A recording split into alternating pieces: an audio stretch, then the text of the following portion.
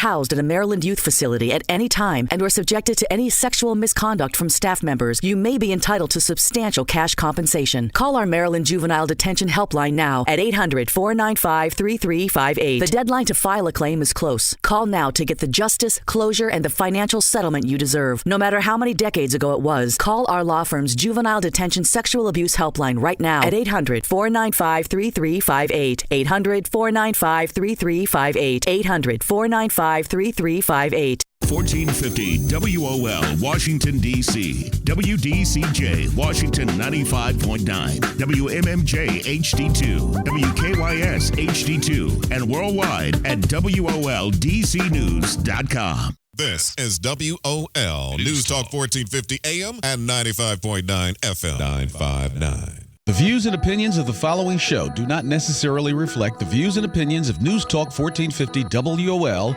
Radio 1 Incorporated, or their management.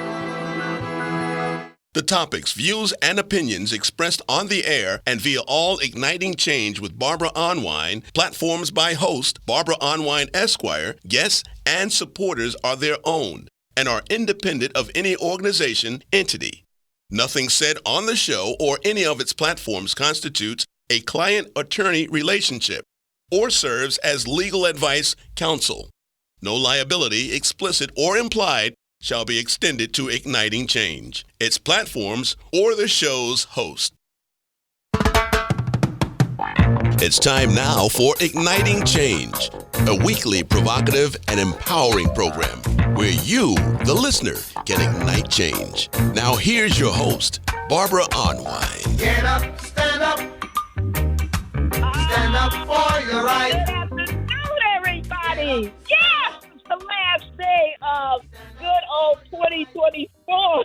Oh, my goodness, folks, we made it through.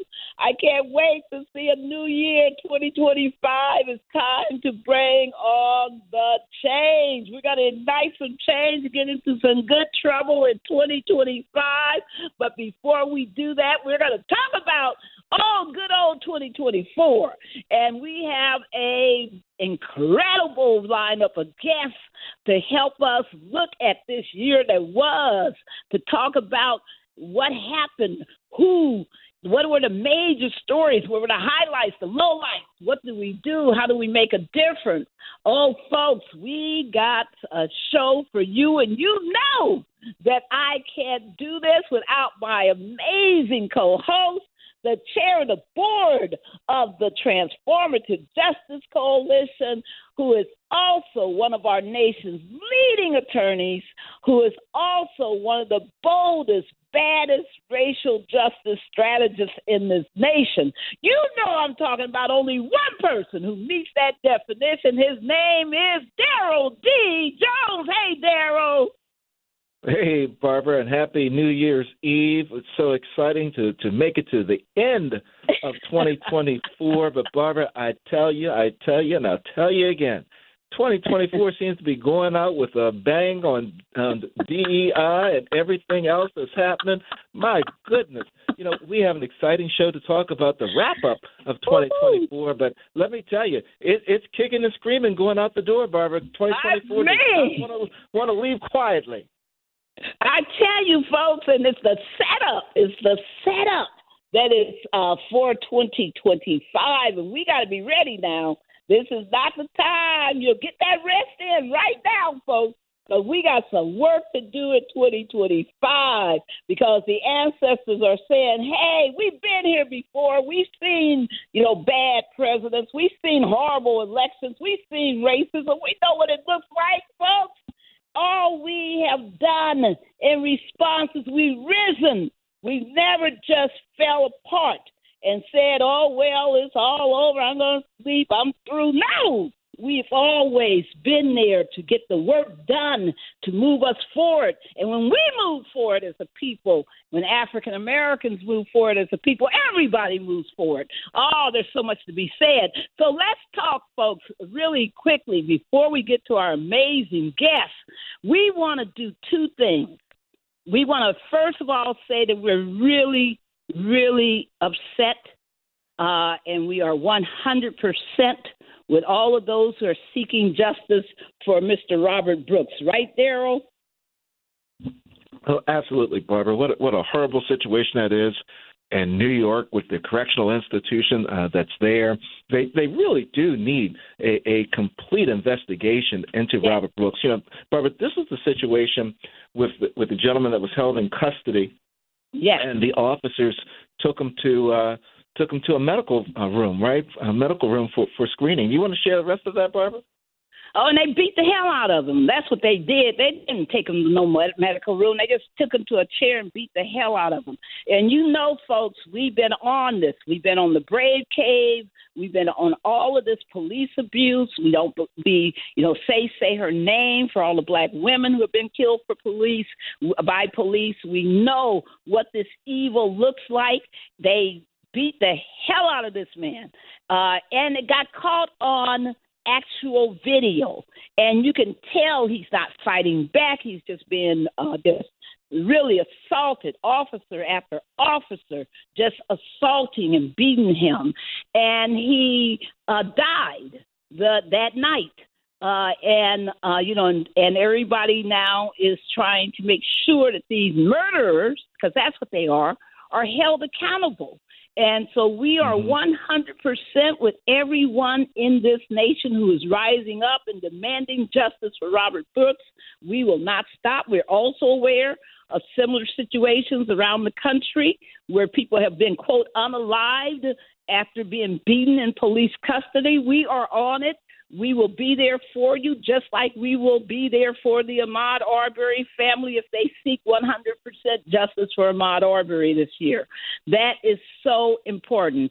And the other thing we wanted to do, on a very positive note, when we see people who stand up and have courage, we always want to give a shout out to those who are amazing enough to go against the grain, to fight for justice, who unite with black folks, unite with people of color, unite with all progressives for a better America. We want to give a shout out to what?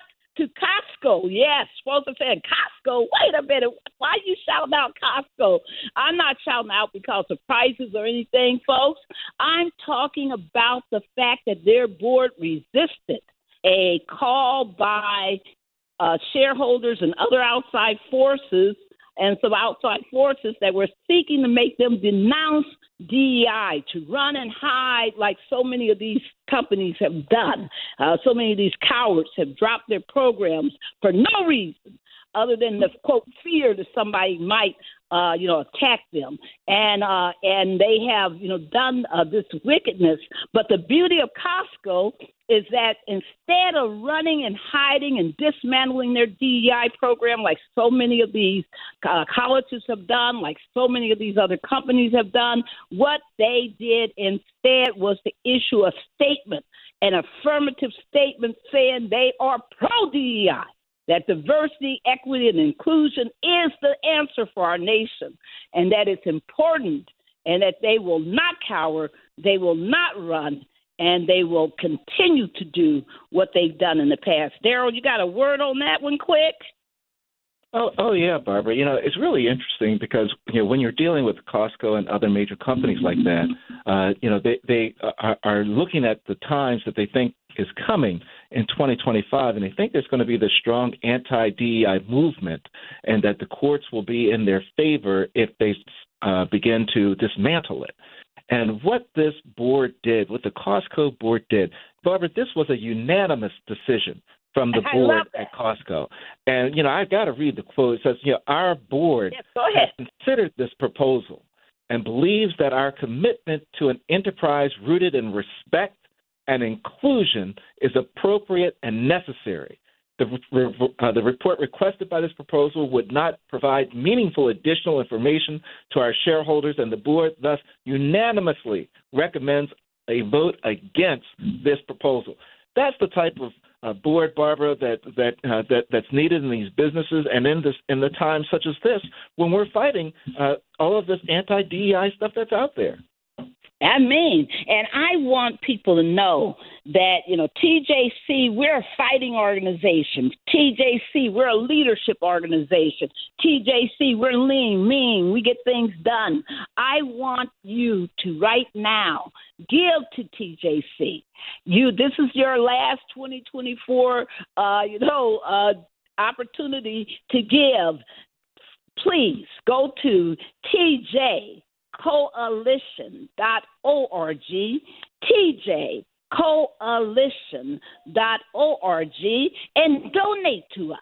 Make sure that we're able to do this work because we're not going to stop. That's not what we do. We keep moving forward, and we're going to fight everywhere across this nation like we did this year in 2024, like we've done in all of the years of our existence, because next year we will be celebrating the 10th anniversary of the Transformative Justice Coalition, TJC.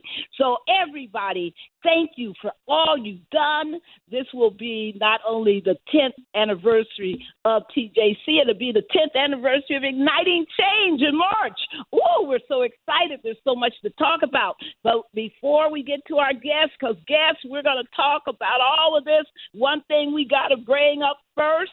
And when you talk about going out of 2024, we got to talk about the MAGA war. That's right, the MAGA war. And we're going to be talking about what's going on. Why did you have Vivek and Elon Musk on one side with others, yelling that they got to have these H-1B visas and talking about, the reason is because Americans, white Americans now, they ain't talking about us. They start this whole battle around white Americans are too lazy, too unmotivated, not as smart as some of the people coming in from India, mainly, and other Asian nations, and that's why they need them, because you got these people who have been acculturated wrong. They want to be jocks. They want to be prom queens. They want to, they just don't, want to work hard. They're just not there, and that's why you got to bring in foreign labor. Not saying anything about the exploitation that they do of these visas. Not saying a word about how 80,000 Americans lost their jobs in tech, and they were replaced by 36,000+ HB1 workers. Hey, folks, they got HB1 workers. And if you say, it's just about tech, now they got them doing all kinds of work all over the country. It's just a way Tesla uses HB1 workers, not just to quote, do major software work. Come on, folks. We got to wake up, and I'm glad that this war is happening.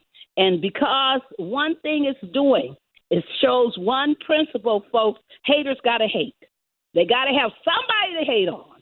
They thought that they had, beaten affirmative action, DEI, back into the corner so bad that they could now go after what their real goal has always been, cheap labor, and to attack whites in order to justify cheap labor. Folks, we got to wake up. That's why TJC is against mass deportations. That's why TJC is on this front line. On the other side, you got people like Steve Bannon and Laura Loomer. Oh, my God. Woo-hoo, to my haters. And you got people like Ann Coulter, just not only yelling that, wait a minute. We thought MAGA was about white people, white superiority, white supremacy. What the hell is this? We also have, them saying, despite Trump's position supporting Elon Musk, that they aren't going for it. Folks, this is the battle. We got to be the truth makers and truth tellers in this moment. Right, Daryl?